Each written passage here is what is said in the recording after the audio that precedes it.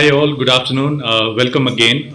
As all of you know that Unite series is in collaboration with BITS Pilani and Government of Telangana and WurkTV. So we have Prashant Sinha from BITS Pilani, and we also have Mrs. Deepanwita joining us. Deepanwita is Chairman and CEO of IKP Knowledge Park, well known as ICICI Knowledge Park earlier, but it has changed hands now. It is its own trust, IKP Trust. So it's so nice to have you here, Deepanwita ji, because this entire series is about knowledge sharing, and we want to help startups.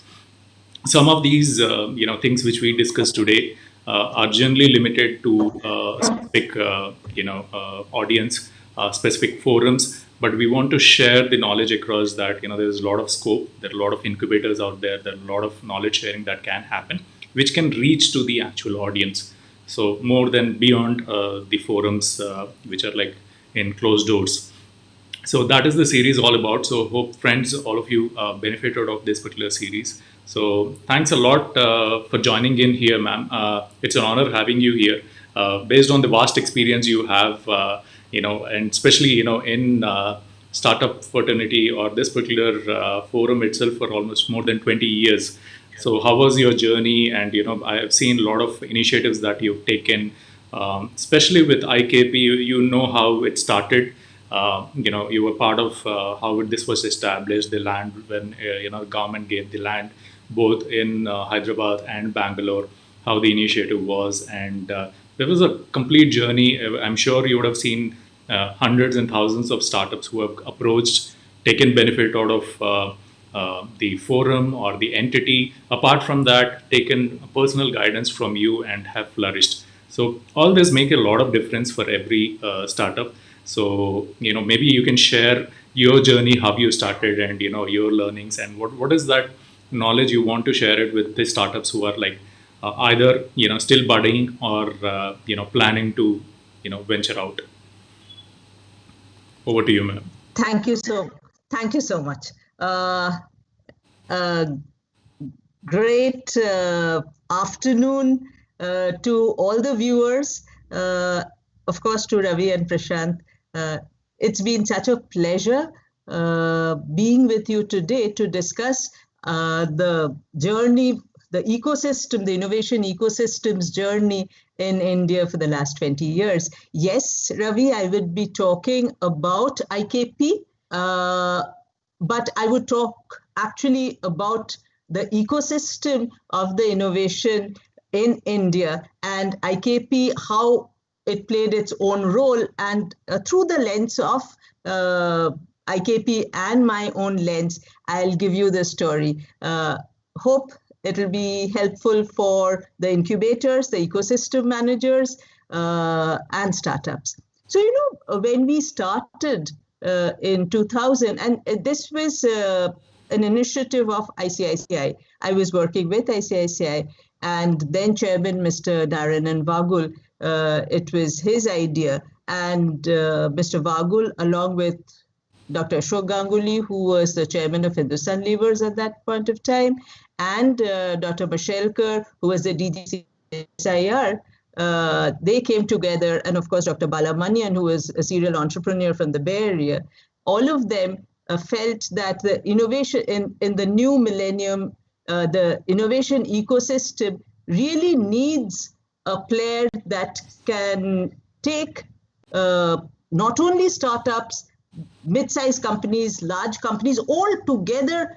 How do we create an ecosystem? We have seen these ecosystems in Cambridge, in Oxford, in Raleigh, which is the RTP. We've seen in Silicon Valley, but how do we actually build an ecosystem of innovation in the country? And that's how then ICICI Knowledge Park, and now it's called IKP Knowledge Park, was set up.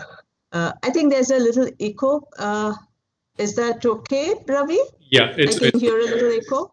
Okay, so we set it up as a science park. We got the land from then government of Andhra Pradesh. It's very generous, 200 acres of land, the outskirts of Hyderabad, and we started the journey. at that point of time, and I'm talking of 2000. If you look at the year 2000, NSTDB, the National Science and Technology Entrepreneurship Board, had earlier set up the Science and Technology Entrepreneurship Parks, but the TBIs, the Technology Business Incubators, were set up. The entire movement started around 2000, and there was some other incubators also coming in the fore in 2001, in 2001, which was one was SIGN, the Technology Business Incubator at IIT Bombay, then Wilgrow. Wilgrow also just completed 20 years. So these are fantastic journeys, because I would call the phase of ecosystem in India from 2000 to 2009-10 as preparatory stage, and the building, the planning stage of the innovation ecosystem. Dr. Mashelkar, who was the DGCSIR, he gave the clarion call. If you remember, all those who were at that time would remember, on patenting. You have to patent or perish. So there were changes later on the policy of patenting, but it was absolutely necessary to look at innovation from the academic institutions, from the R&D institutions, the national labs to come out. And that is how the innovation ecosystem, the research institutes were getting geared up to provide the right kind of talent. The science park, IKP Knowledge Park as a science park was set up. It was and the name was, we could have called it the Biotech Park, but then the founders, Mr. Vagul, was absolutely sure that in the knowledge millennium, it has to be called the Knowledge Park.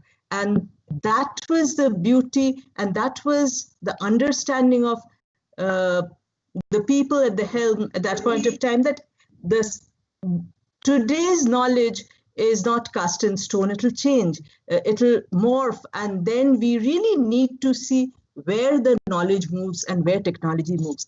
If I move from 2000, 2001 to 2005, IKP, which started as a research park, as looking at large companies, setting up their establishments, we started our incubator. We were the first private incubator to be set up, to be funded by NSTDB. Extremely grateful to Professor S.K. Joshi, who's no longer with us today, and Mr. H.K. Mittal, who is superannuating, just superannuated maybe 2 days back. And yes, so this is, it was a time when changes were happening. 2005, 2006, we started, we applied in 2005, we started our incubator in 2006.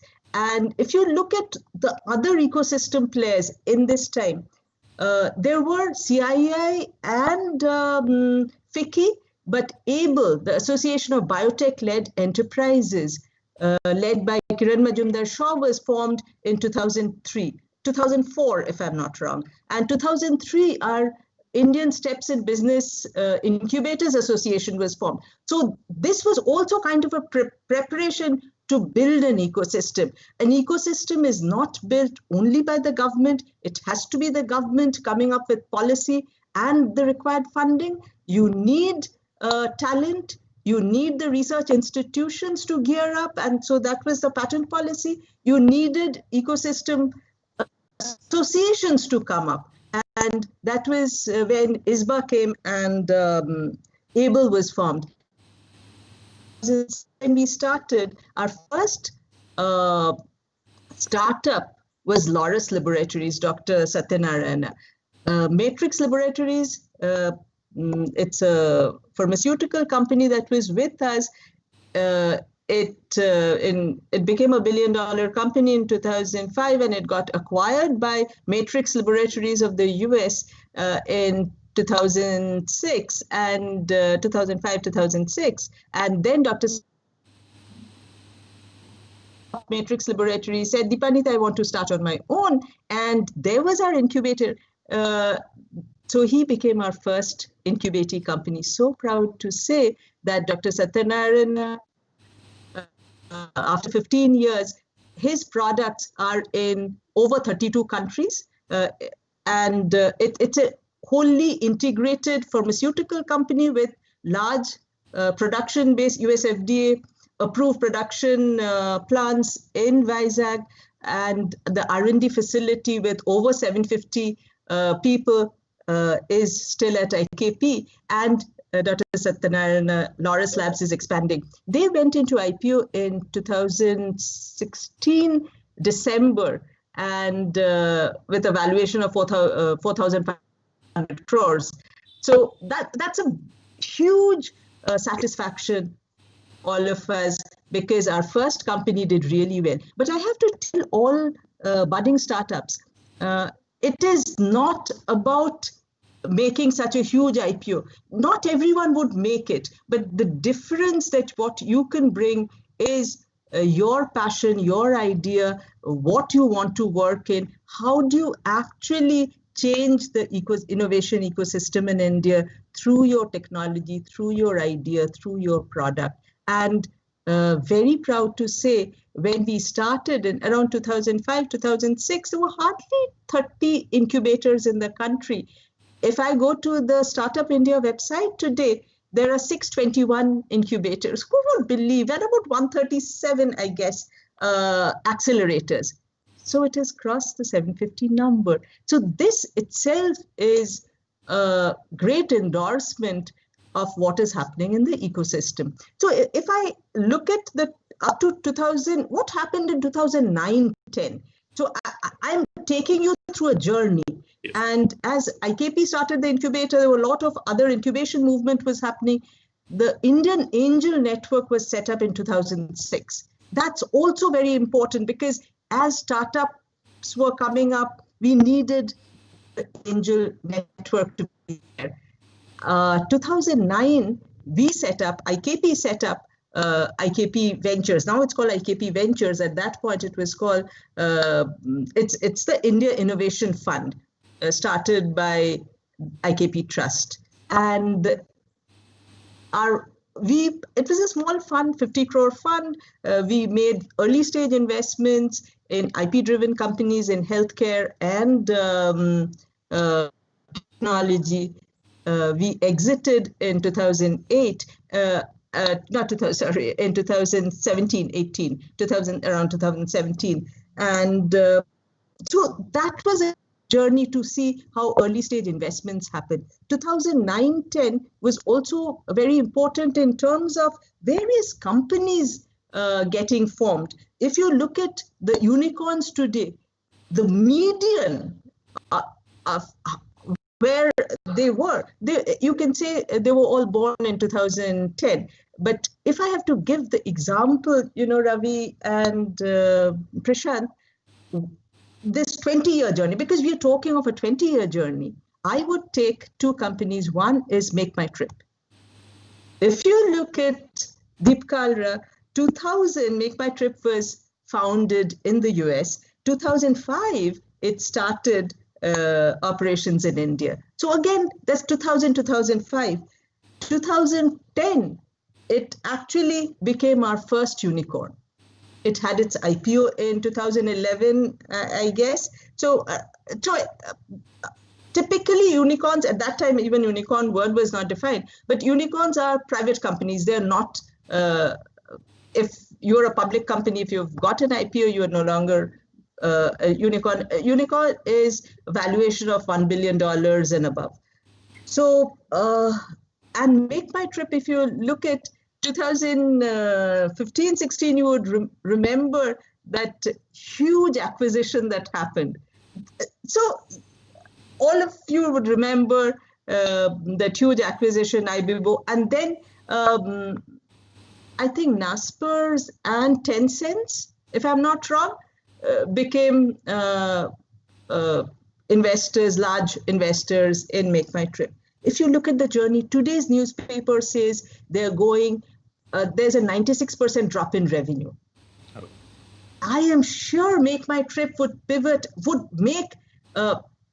come out of this problem post-COVID. So we really need to look at the journey of companies. And again, I took Make My Trip. The other company I would love to talk about is Strand Life Sciences. Strand was again formed in 2000. It was Strand Genomics. Then this was Dr. Vijay Chandru. He was a professor at IISc who became an entrepreneur. That itself is a huge kind of, he became one of the people to look up to as from academia, somebody who was at the peak of his career in academia, becoming an entrepreneur. We still do not have a lot of Vijay Chandrus, and we would need to clone people like Vijay. And you have to look at the growth of that company, when it raised money, and how it became the diagnostics. They acquired Quest Diagnostics to do the services industry, and now they're into hardcore AI-driven genomics. So it's so important to see, study companies, their growth, their paths. Apart from that, if you want to look at what happened in 2009-10, Ola Cabs came up, Paytm.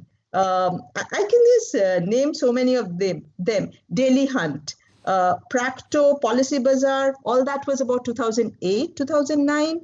Vedantu was 2008, 2009. But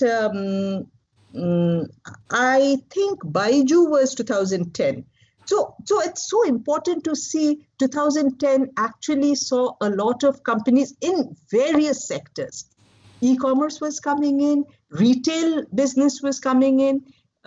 What we should not forget, the first seed in 2000, that GST was, that we could have GST, that was getting into a policy right from 2000. That it got implemented later. 2009, 2010 also saw Aadhaar coming in.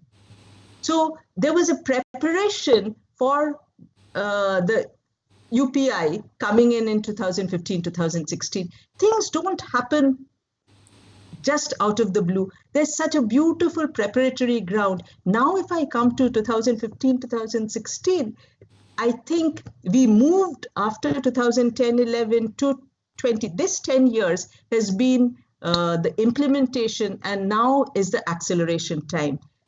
Though COVID actually slowed down a lot of things, there are different opportunities that have come up, and we really need to look at how we can move and accelerate the innovation ecosystem.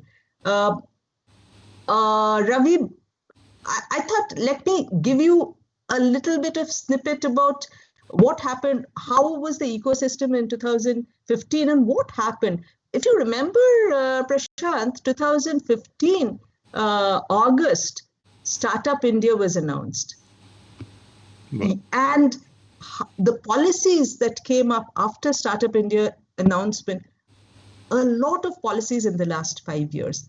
Very important to see how the startup ecosystem actually morphed. And with that, if you look at around 2014, there were about 29,000 startups.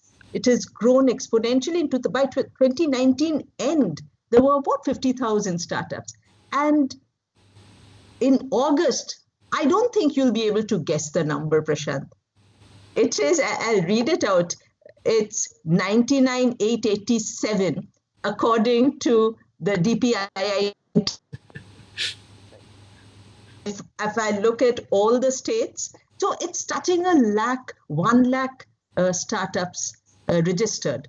So that, out of which about 1/3 or maybe about 40% are registered and recognized by DPIIT.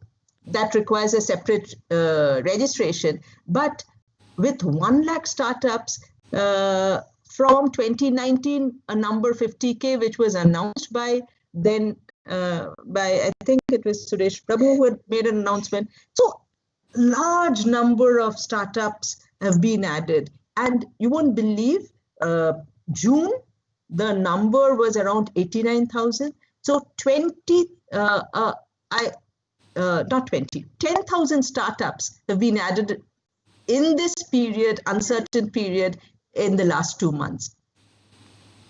We can, of course, talk about how many have stopped their operations because of COVID, but that new company got registered.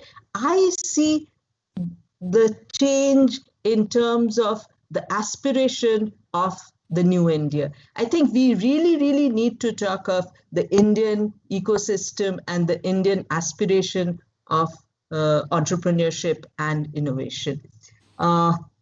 I can stop now because I can see Prashant wants to ask a question. Yes, Prashant. Yeah. I have a question, Deepanwita. Okay, Ravi. Yes, Yeah. Ravi. So, I mean, you've nicely described the entire journey because, there are very few people who have traveled through the entire 20 years of journey in startups, because startups, for most of us, is like something which has evolved like, just a couple of years back. But you've seen the journey. And I completely agree with you. For some of these things like UPI and some of these practices where, the money transaction happens quickly, much more faster, it takes years and years of effort and, the policy making, debating about it and then implementing it. That's a wonderful journey. And, I love the examples which you have taken, because if you look at these companies now, they are like, setting a great example for others to start. Absolutely. So, could you highlight some of the policy reforms, specific policy reforms that you have come across that has really impacted this ecosystem as such, where everybody is getting benefited now? Because some changes then we are able to take the fruits now. Sure. So I think it's very important to talk about the policy reforms that happened since 2015, 2016 till now. And if I have to pick up a few, there have been a lot of policy reforms. And I'll talk about specifically the ones that are coming up now.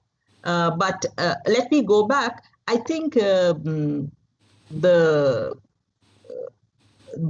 digital stack came into being around 2015, 2016. UPI got established. So financial inclusion and a whole lot of companies around insurance, around fintech, you would have seen post 2015, 2016. And I can name, you all know, I don't even need to name them, but in insurance, like Acco General Insurance, Digi Insurance, all of them are like these 2015, 2016 kind of companies. So the other policy, definitely a policy reform that happened was, apart from use of digital payments, which helped the entire system of actually retail. The retail industry changed, the e-commerce industry changed because of how money transaction started happening. And it's also very interesting to look at, you know this O2O, right? Mm-hmm. Online to offline to online. So companies that moved from typical offline retail business to form the new online businesses are now integrating with online offline business. And so interesting, like ShopX. If you follow how ShopX grew, ShopX was formed, I think, 2015 or 2016, maybe. So those are very interesting journeys that we really need to look at because of the digital payment system that came in. So this is a platform that a lot of startups could ride on. The other huge change that came in with GST, there were a lot of controversies with GST, but I think, again, payments and how the payments got understood, actually GST helped that. The other policy, which I would say is the entire Niti Aayog, setting up of Niti Aayog, and the Atal Innovation mission that started, the entire prototyping idea and the maker and the hacker thing that started. So most incubators today, if you look at the Nidhi Prayas program, was started by DST, by NSTEDB under the aegis of DST. The Atal Tinkering Lab started. So suddenly we started looking at making in India. To build a new generation of makers, just not traders, not IP generators, but also makers, tinkerers. That itself, the policy of Niti Aayog in terms of what you could do for making. I'm not talking of the Make in India. I'll come to Make in India. But this entire culture of making, culture of doing things with your own hands, that came around 2016. So that, I think, has opened up a lot of avenues for our innovator and startup community. Innovation does not happen in isolation. Of course, you have to look at how technologies globally started moving. The EV policy became very important. I think that was one that was introduced, the transport EV, and the entire use of the energy sector got a lot of attention. I think that became most important for us. And now if you look at the telehealth policy that has come in, I think health will be looked at a very different. It's just not because of COVID. This was coming. Telehealth, I've been seeing telehealth happening, taking its own course, right, for the last 10 years. But the policy on telehealth will actually change how healthcare is delivered. So that is something which is, I would think it would be hugely revolutionary. Yes, and the clarion call of making in India,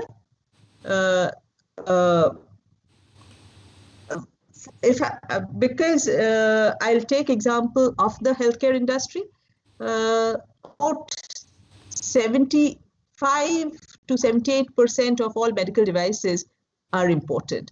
We have never put enough attention to make things in India. And when COVID struck us, I would say the startups did a marvelous job of actually trying to see what they could do, how they could bring things in record time to help and manage and control the COVID situation. But I think the making in India would take a huge, because of Atmanirbhar Bharat and all the policies around it. I think that again would be very important. But here we really need to see the import policies. So because the taxation and import duty policies would become very important. So I think the tax incentives and the taxation policies would be something that I would be looking forward to. Great. Ravi? Yes, good, ma'am. Prashant, you have a question? Yeah, thank you, ma'am. Thank you so much for coming in, first of all. And as you said, Strand Life Sciences, so that took me back to my research days in 2006-9, when I was a student and a researcher that time and wanted to work for Strand Life Sciences. So okay. So, but unfortunately, I did not work for Strand. I worked for Thrombosis Research Institute in Bangalore that time. Sure. Okay. So, ma'am, my question would be, I as an incubator manager heading the incubation center, so have been following IKP for a while, and for many years for that matter. And how I would like to learn, many of us would like to learn from the experience what IKP brings in, and I believe as a torchbearer, IKP has done a lot of things. So if your journey of the 20 years and any anecdotes and some learning for the incubators and our viewers from the incubation side, if you can give some of them, that would be great, ma'am. Thank you, Prashant. as I mentioned, when we started our incubator within our larger framework of Research Park in 2006, we were very lucky to get our first incubating company, which would do fantastically well.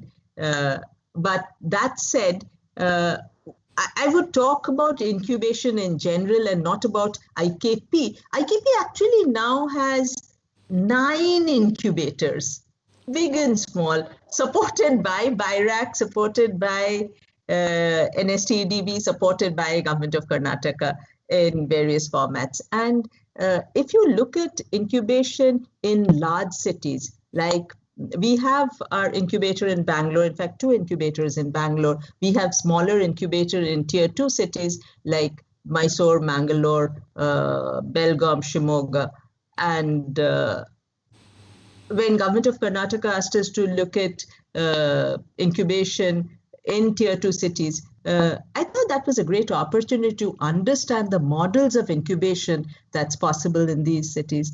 So I think we really need to, the role of an incubator we need to understand.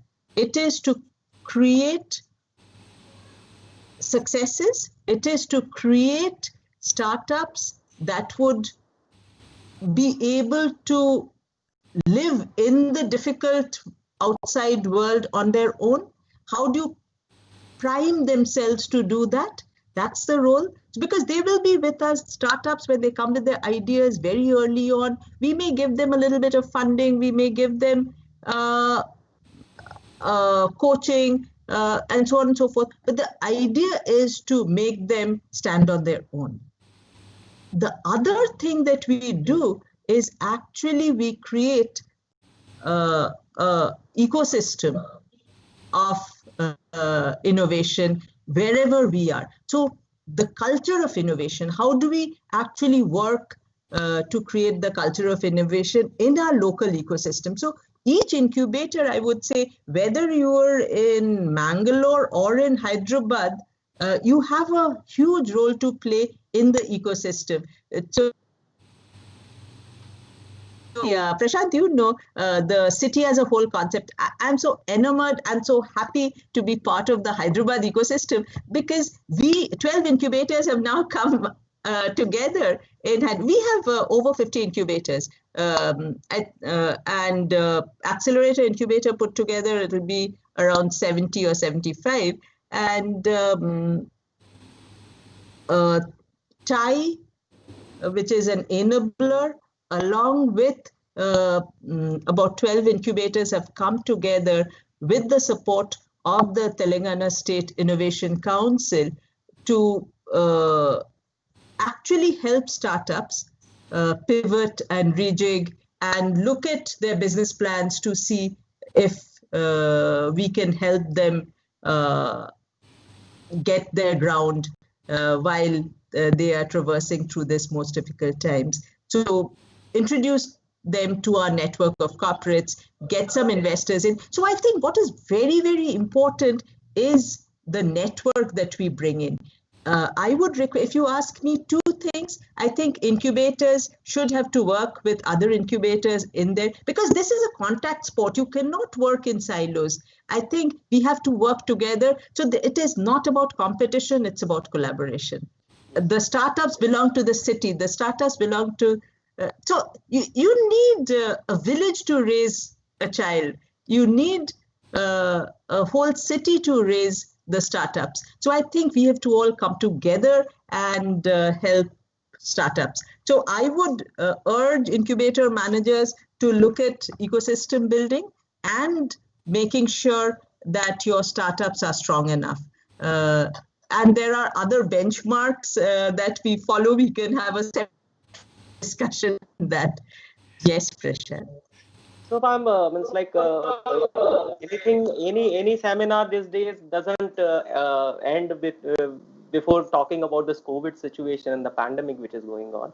So, a lot of startups have been influenced directly in a bad way or a good way, and there are opportunities also. So how do you see about the innovation ecosystem changing in this scenario?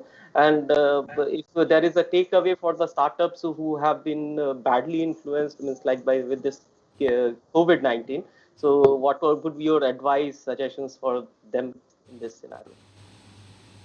Okay. Yeah, it's very relevant to discuss the changes that are happening in the ecosystem. Any big change brings both chaos and opportunities. Both disruptions can be actually devastating. Disruptions can actually provide new opportunities, new ways of thinking. And I will give you some examples of startups who were in the healthcare space and could do COVID-related solutions very well. Like if you look at Dozy, a healthcare startup, or Predible Health, they're looking at CT scans and so on and so forth. So then Parishodhana, who's making the masks. So some have been able to direct focus their product on COVID-related solution. Some start decided just for the revenue requirement, because everybody is cash strapped and grants are not flowing in, VCs are slow in disbursals, and so what their orders are not coming. I have seen Mflux Motors, for example, deciding to actually do simple COVID solutions like maybe a face mask or a face shield, or not a mask really, a face shield, and hands-free sanitizer dispensers, and so on and so forth. Then intubation hoods. They know how to make things, they're engineers, so they felt that they can actually do this while the market stabilize. They're into electric vehicles. So at this point, there is a change. They know that they don't need to pivot. They will be what they're doing, but the kind of little change that they want to. So startups have to have resilience, and I'm seeing startups being able to really be resilient. There have been cases where people have to kind of lower, make less payment for salaries and so on and so forth. But I feel that if the startups can plan their way, whether it's by taking loan or however, survive. So it's about resilience. It's about being able to survive, because that is the most important. This is a long play, but things are improving. You have to figure out what you're doing, whether it makes sense. There may be a need for some pivoting, some business changes, but the areas that have become very important is point of care health, remote health, digital health, then the entire retail business. If you look at the logistics business, apart from healthcare, I think we really need to look at how logistics is changing, how healthcare is changing, how service deliveries are changing, then digital payments. I think there are new opportunities that are emerging. AI is becoming, science is becoming very important, because there's a lot of predictive technologies that are going to get deployed. So I think it's a time for startups to learn, look, think, and then emerge victorious. This is to me, the first 10 years, like 2000 to 2010 was the preparatory period. 2010 to 2020 was the implementation period, and kind of the last 5 years was a growth period. And this I would say the acceleration period. We really can make a change in the global ecosystem if we play it right. It's all about playing it right. It's like just this Atmanirbhar Bharat, if we are talking about, and Uh-huh. I'm a firm believer. And in one of the forums, I was a part of a panel wherein I said, Mm-hmm. like, incubation center should act as a knowledge center. And now, as this Atmanirbhar and so much of pandemic is going on, SMEs are one of the sectors which can be more innovative, and wherein incubation can play a very crucial role. So, what are your thoughts and advices for that such kind of incubation or similar kind of setup coming up in near future? Very important, Prashant, because startups are actually going to become, startups are typically disruptive companies, but they have to get into manufacturing.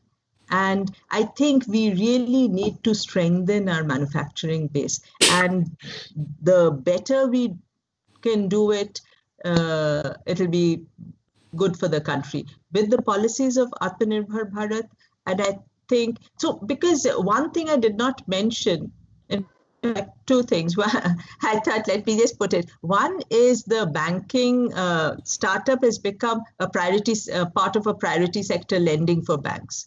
So we are waiting for the guidelines, because that's a huge policy change that's going to happen, because it has already been announced. And then I think startup lending will take a different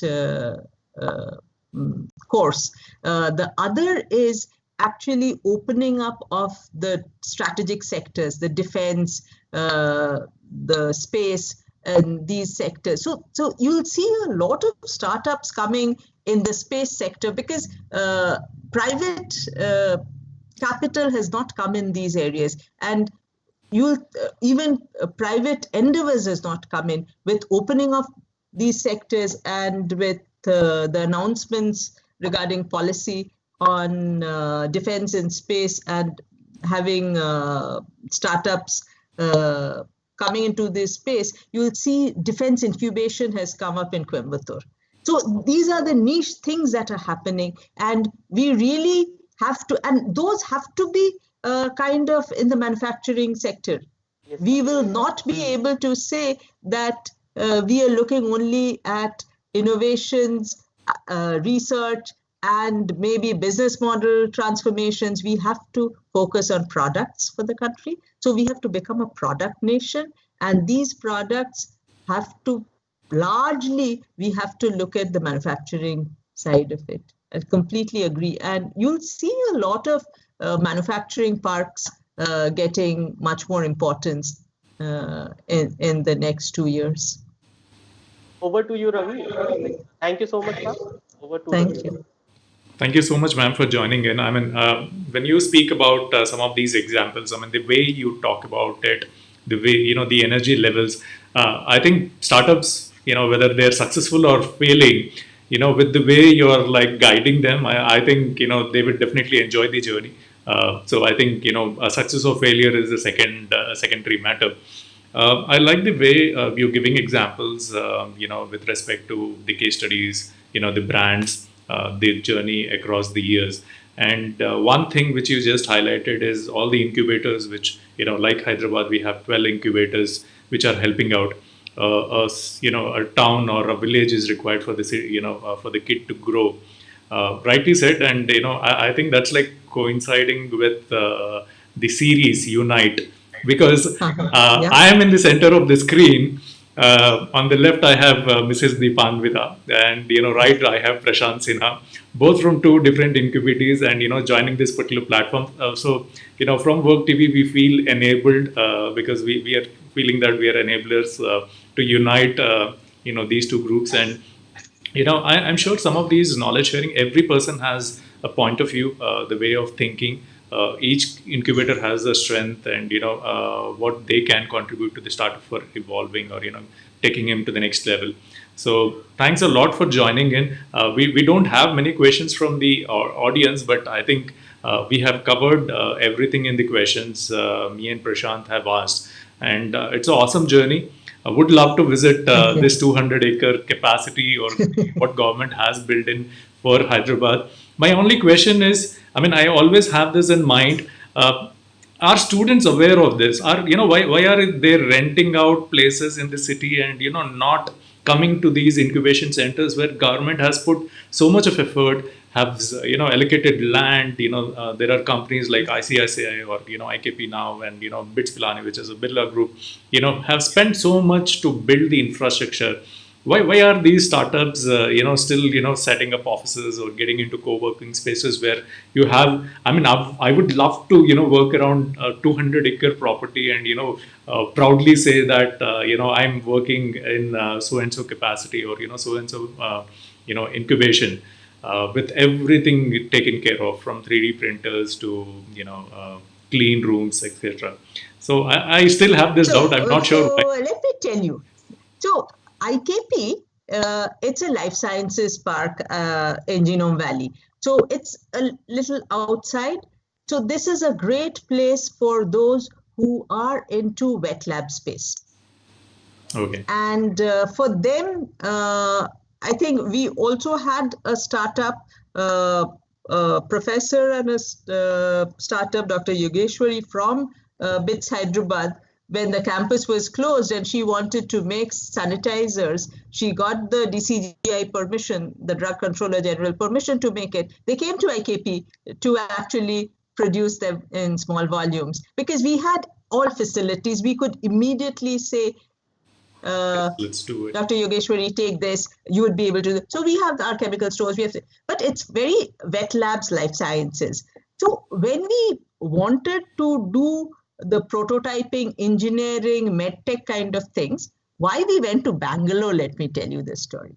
So this was, again, about 2014, because I would always relate to these 5-year periods. So 2014, 15, when 2014, everybody was looking at prototyping as a new business. BIRAC was formed and these incubators were there in life sciences, but we knew that the medtech will become the most important thing. And for medtech, it's not really biologists who would do medical devices. We need engineers for that. We need clinician, engineer, biologists, to come together to put this. And we said, where should we go? Okay, Bangalore, we have fantastic engineers. That should be our next destination. So we did a survey in Bangalore, and Vikraman moved from Hyderabad to set up the facility. It's called IKP EDEN. EDEN stands for Engineering Design and Entrepreneurship Network. Wow. So we did a survey in Bangalore where to set this up. Because Genome Valley is a little outside the city, startups wouldn't have the money. Mid-sized companies, large companies love it because it's so green, so beautiful, and the works. So the people above 35 years said Electronic City.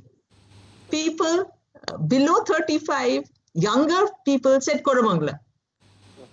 I said, okay, because Koramangala had the distinction having more eateries than probably office space. So we said, oh, wow. So Koramangala should be our place. We had almost signed up something in Electronic City. It was, again, a very nice green, very close to Wipro. So we said, no, we are changing. We will be in Koramangala. And so we set it up in Tavarikere Main Road, just opposite the huge cross-section at Koramangala. So we have a huge shopping mall. We have all these eateries, and we found it's 25,000 SFT of space, buzzing with activity. It's just bustling.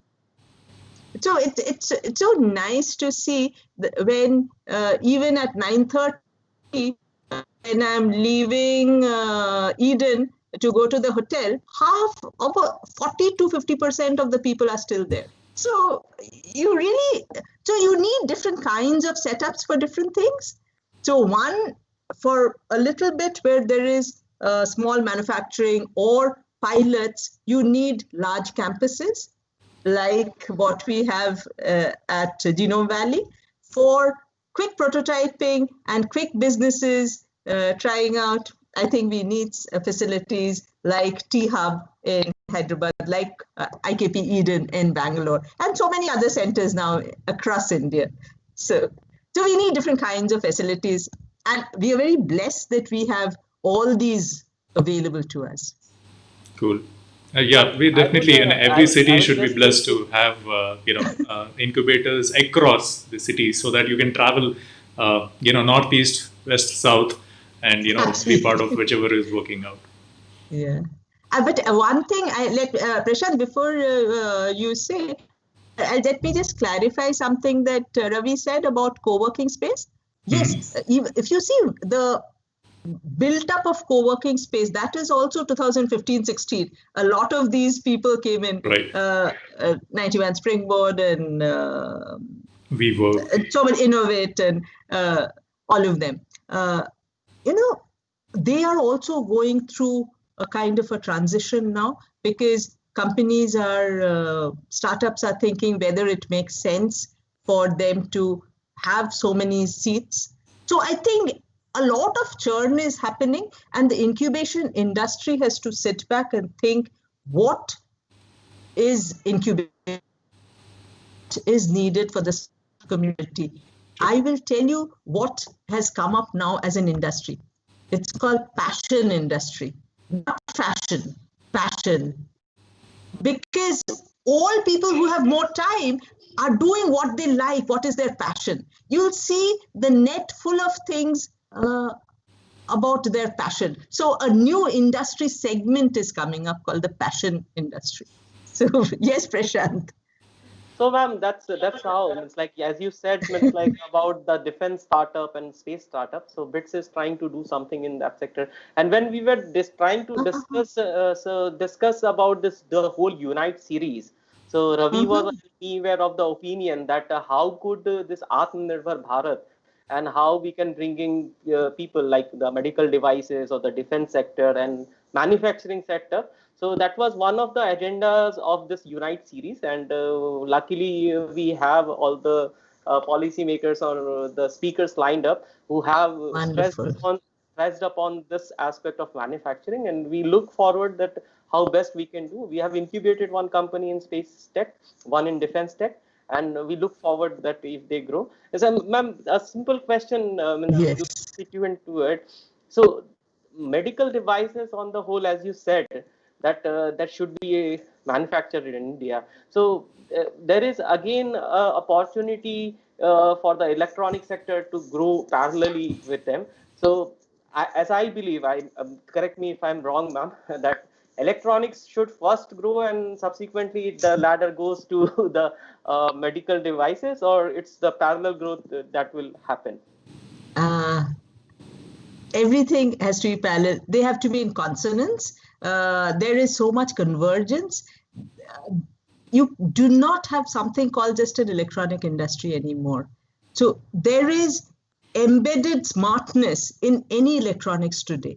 So we are talking of a very different kind of industry, data-driven industry. And everything may not need the electronic industry. We have OEMs also. We really need to figure out that entire chain. How do we work with OEMs, and how do you really, which ones we should be building now?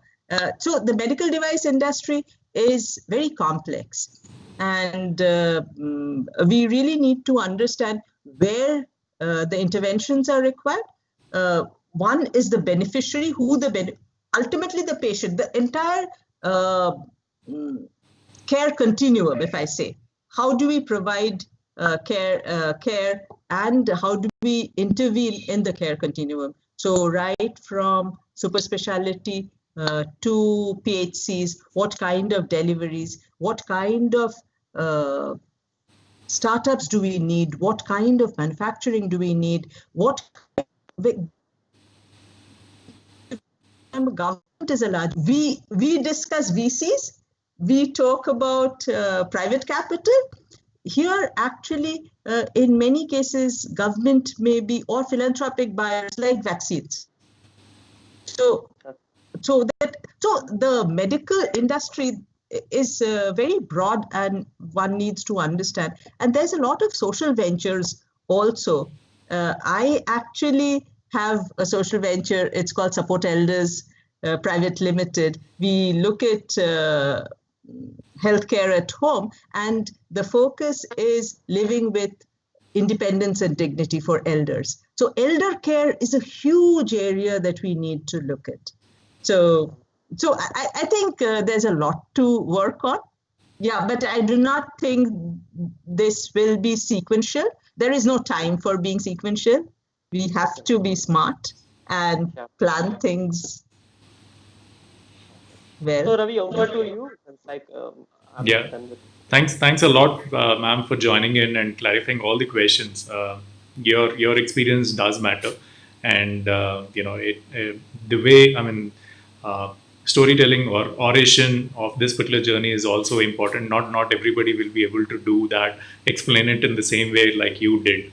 So thank you again for joining in, and I'm sure this particular series would help all the entrepreneurs, who are either planning to start, or in the journey, or in the midst of the challenges which this pandemic has caused. So again, I would like to thank BITS Pilani, government of Telangana, for enabling this particular platform, and I am thankful to all the seniors who are joining and contributing their value addition, because even Mr. Jayesh Ranjan was mentioning that if we can share across some of the failures which we had, some of the startups can learn from there and ensure that they're not making the same mistake again. So that is very important. So we want to continue the same series with all the experts coming in and sharing their expertise and knowledge sharing with the others.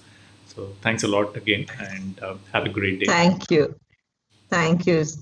Have a great weekend. Thank you. Bye-bye. Thank you. Thank you, ma'am. Thank you, friends. Have a great day. Stay connected for some knowledge sharing on startups, and let's stay united. Thank you.